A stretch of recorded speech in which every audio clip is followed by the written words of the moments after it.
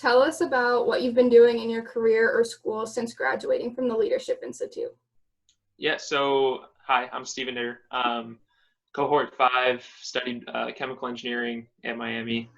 Right out of school, actually like 2 weeks after school, I started working right away for Anheuser-Busch.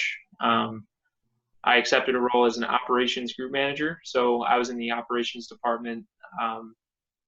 Pretty much my roles and responsibilities were overseeing packaging lines, which with how big that brewery is, since we have like 13 or 14 across the US, I was working on and off different shifts, rotating every month, overseeing seasoned operators, pretty much just trying to push for problem solving, push for maximum output of packaged beer, all that.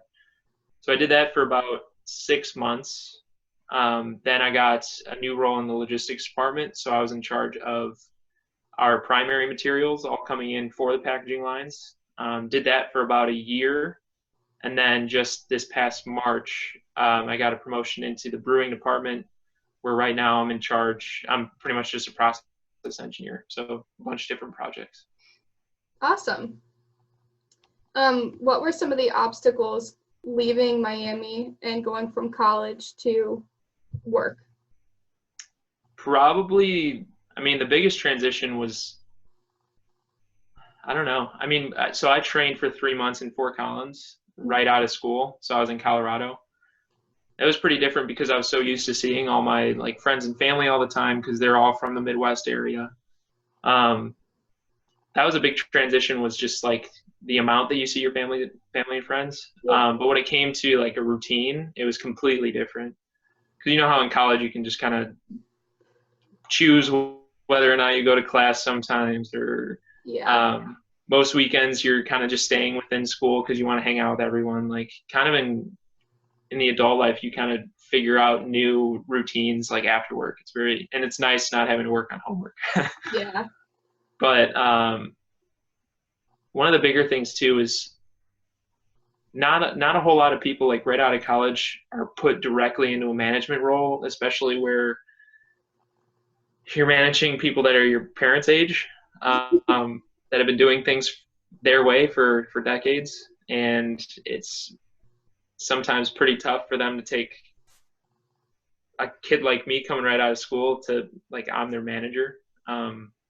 So it's a very interesting dynamic getting used to that too when in college. Like you're not doing any of that. The Leadership Institute puts you through experiences like that, but going out and actually doing it where you're managing people and like that's affecting their career and accountability with people that are your parents' age is pretty difficult.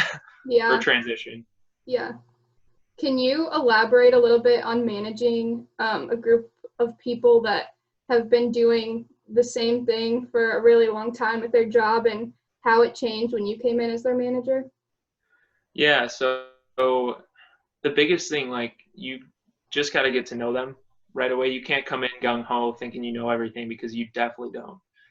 And if you do, right off the bat, word spreads faster than a high school. I'm not lying. Because we have probably about 200 or 300 operators, because it's a union-based environment across all three shifts, like I said, and about 70 managers. Mm-hmm.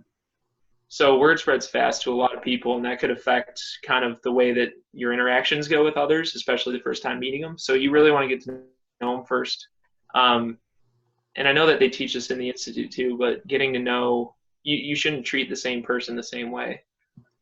Certain people react to different things, different motivations, and you kind of figure that out through trial and error. But one of the bigger things too that was pretty hard to get used to was accountability, because there are certain things where if you're not performing like within the union, I don't know, jargon, like the relationship between management and the union, like there are certain things that you can get written up and held accountable for, and doing that to someone that's older than you, has been working there for 20 times longer than you have, it's pretty difficult.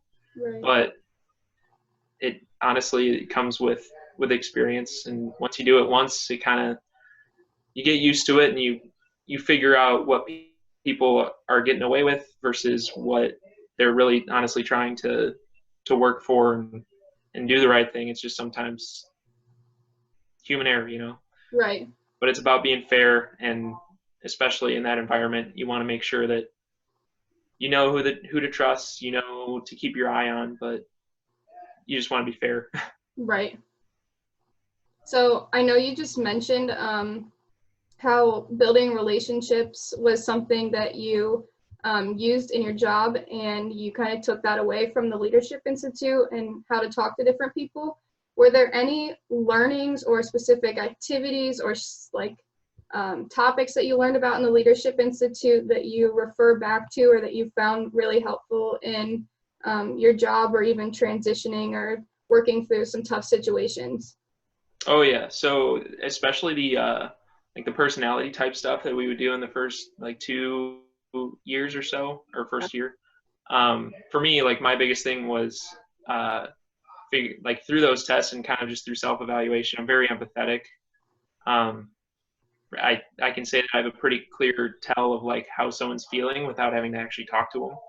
Mhm. And for me, it's pretty easy to get to talking to someone, to get to know like what's going on in their head and what I can do to kind of turn that around and motivate them to do something else and Mhm. put that energy somewhere else as well. So my biggest thing when it comes to like my leadership style, I was able to learn in the Leadership Institute, like is relationships. So for me, it's getting to know the person, like having a conversation about like sports that they follow or their kid or how their wife is doing because they've been hospitalized for a while, like stuff like that, Yeah. where you can actually have a candid conversation and the relationship of manager operator is lost for a second at least. Because then when you, and doing favors for people too, um, if you do something for them and you've got a good relationship, like they'll definitely go out of their way to take care of you as well. And through experience, it's been able to see that.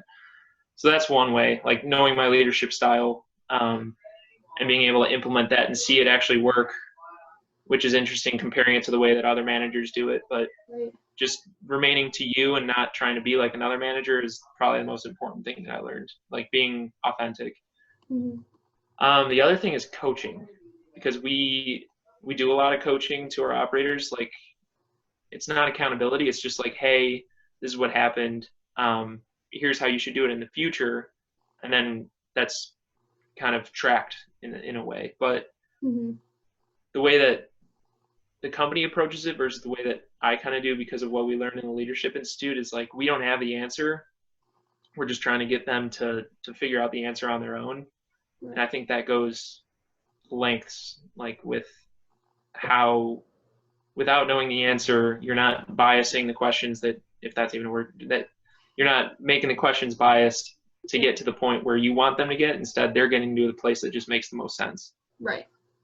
And then it's something that you guys have that together and it's proven to work pretty well. Yeah.